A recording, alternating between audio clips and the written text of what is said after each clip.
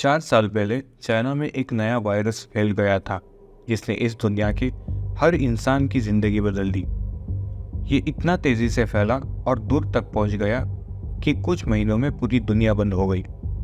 Fast-breaking developments in the coronavirus emergency in the U.S. and around the world. Now to growing concerns about the deadly coronavirus. We have a new name for the coronavirus. The World Health Organization has officially called it COVID-19. CCP ने, जैसे कि हमेशा होता है, Wuhan से आने वाली खबरों को जितना हो सके छुपाने की कोशिश की।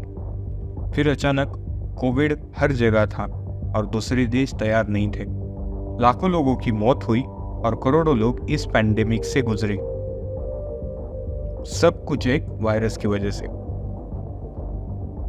अब चाइना में कुछ सिमिलर हो रहा है। फिर से एक नया वायरस तेजी से फैल रहा है और इस बार ज्यादातर बच्चों को इन्फेक्ट कर रहा है। चाइनीज हॉस्पिटल भरे पड़े हैं, आईसीयू बेड कम पड़ रहे हैं और सिटीज बंद होने के करीब है। फिर से डेली 10,000 ऑफ केसेस रिपोर्ट हो रहे हैं और हालात मिनट बाय मिनट बिगड़ रहे हैं। और साथ ही साथ सीसीपी फिर से अपने नागरिकों की मदद करने के बजाय बैड मीडिया को कम करने पर ध्यान दे रही है। वर्ल्ड हेल्थ ऑर्गेनाइजेशन WHO ने चाइना से और डाटा शेयर करने को कहा है जो इस नए वायरस से इन्फेक्ट हुए पेशेंट के टेस्ट रिजल्ट को भी शामिल करता है। लेकिन अगर कोविड कोई इंडिकेशन है तो मुझे शक है कि चाइना इस बार भी ट्रांसपेरेंट नहीं होगा। इस वीडियो में आज हम देखते हैं कि ये नया वायरस क्या है, सीसीपी क्या कर रहा है और क्या ये सब कोविड से जुड़ा है। सबसे पहले और सबसे इम्पोर्टेंट, नीचे लाइक और सब्सक्राइब बटन दबाना मत भूलना। ये सब कोविड की वजह से हो रहा है क्योंकि अगर आपको याद है, लगभग 1 साल पहले चाइना में प्रोटेस्ट हुए थे क्योंकि लोग सीसीपी के ब्रूटल लॉकडाउन से थक गए थे।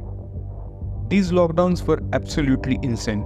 मोहल्ले बंद कर दिए गए थे, लोग अपने बिल्डिंग से बाहर भी नहीं निकल सकते थे। और अगर सीसीपी को पता चलता कि आप पॉजिटिव हैं तो आपको फोर्सिबली घर से बाहर निकाला जाता और against your will quarantine cell में डाला जाता। ये बिल्कुल पागलपन था।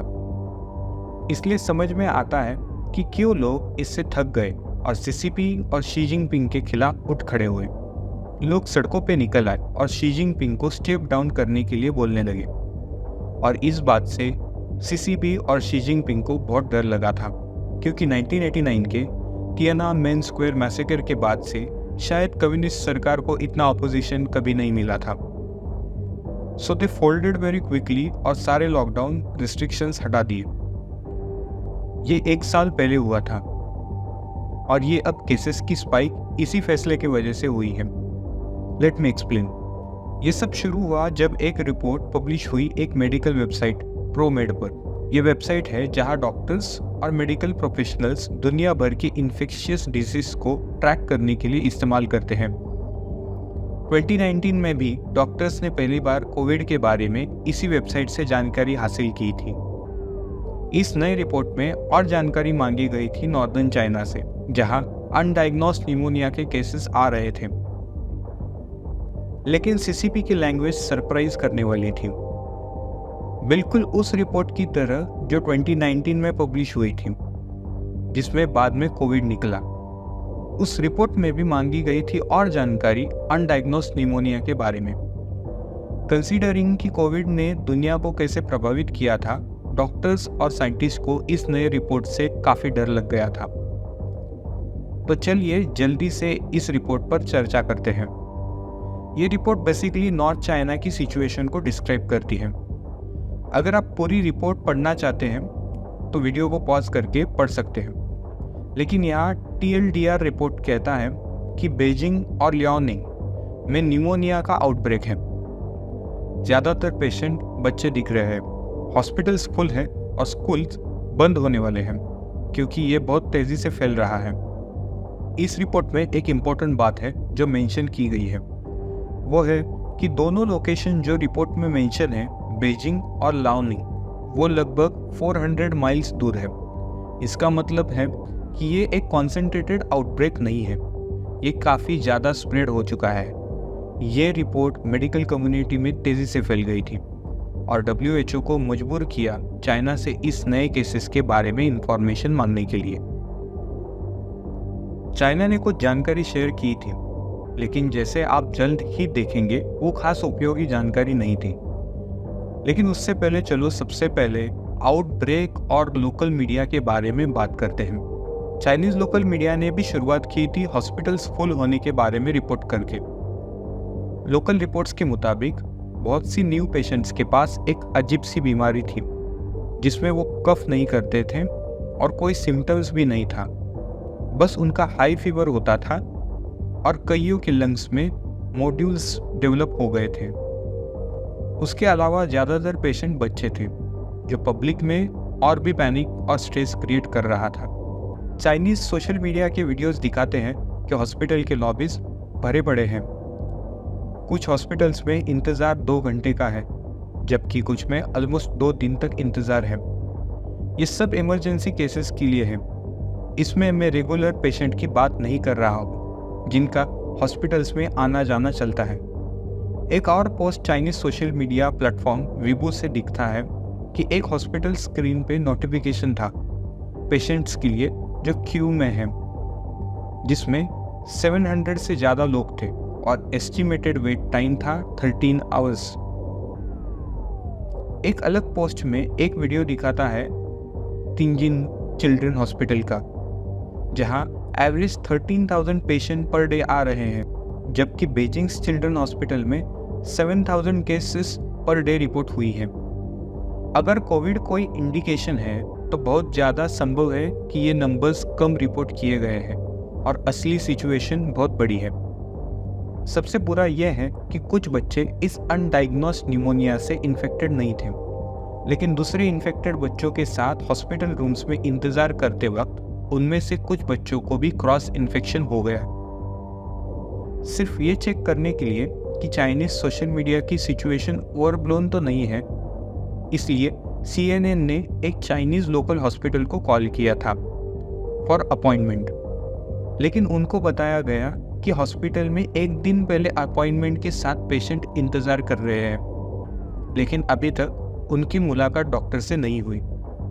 लास्टली एक स्ट्रेंज क्लिप जो मैंने अपनी रिसर्च में देखी।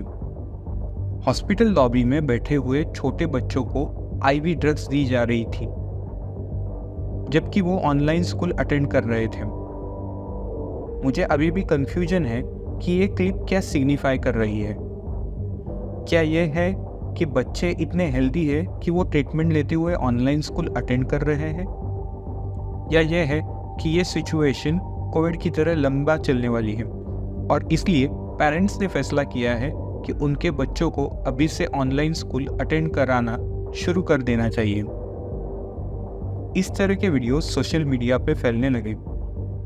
ये हालत इतनी बिगड़ गई कि CCP अभी छुपा नहीं सकता था। एक वायरल क्लिप आया था जिसमें पेरेंट्स गवर्नमेंट से सवाल कर रहे थे, और मैं कोट कर रहा हूँ, क्या आप फिर से एक एपिडेमिक को छुपा रहे हैं?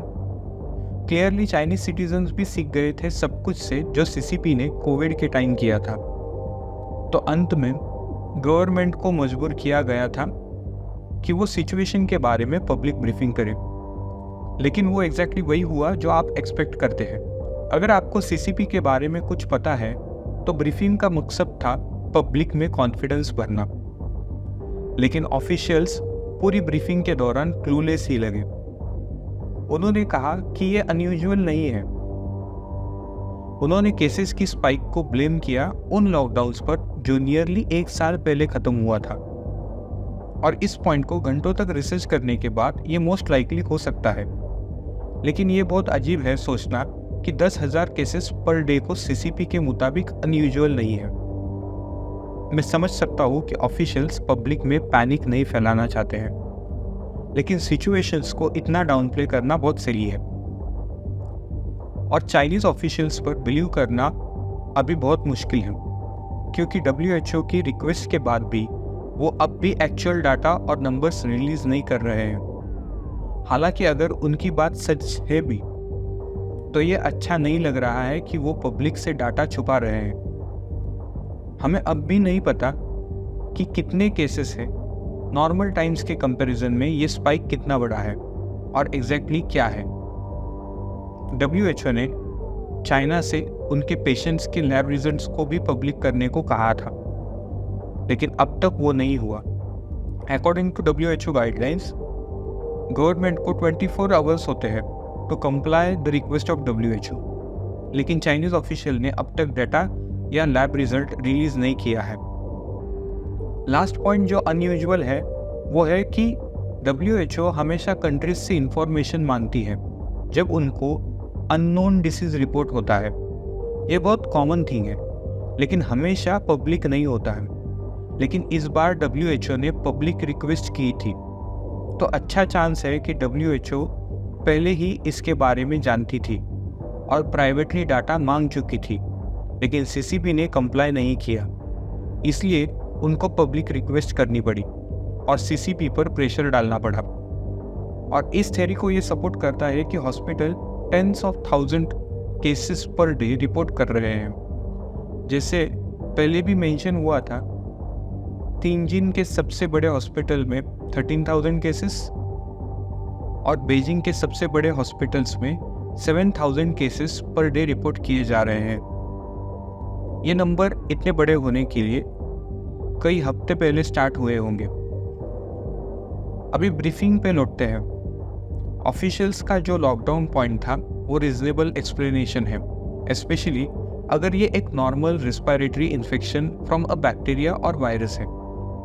इसमें कई फैक्ट्स सपोर्ट करते हैं। पहला, रिस्पायरेटरी इन्फेक्शन विंटर में रिलीज होना नॉर्मल है और ये चाइना का पहला विंटर है आफ्टर अ स्ट्रिक्ट लॉकडाउन। इसका मतलब है कि यूजुअल से ज़्यादा बच्चे होंगे जो सर्टेन वायरसेस और बैक्टीरिया से पहले एक्सपोज नहीं हुए होंगे और इसलिए उनकी इम्यूनिटी लो होगी। इसके अलावा जो लोग पहले इन्फेक्टेड हुए थे उनकी भी इम्यूनिटी कमज़ोर हो गई होगी। तो समझ में आता है कि चाइना में बड़ा वेव ऑफ इन्फेक्शंस हो रहा है, जैसे कि दूसरे कंट्रीज़ में उनके लॉकडाउन के बाद हुआ था। तो बस यही विश है कि ये सच हो और CCP जल्दी डाटा और लैब रिपोर्ट्स रिलीज करे ताकि सबके मन में सुकून आ सके। आज के लिए बस इतना ही। I hope you liked this video and please subscribe our channel and stay tuned for more captivating stories in the world of business and beyond.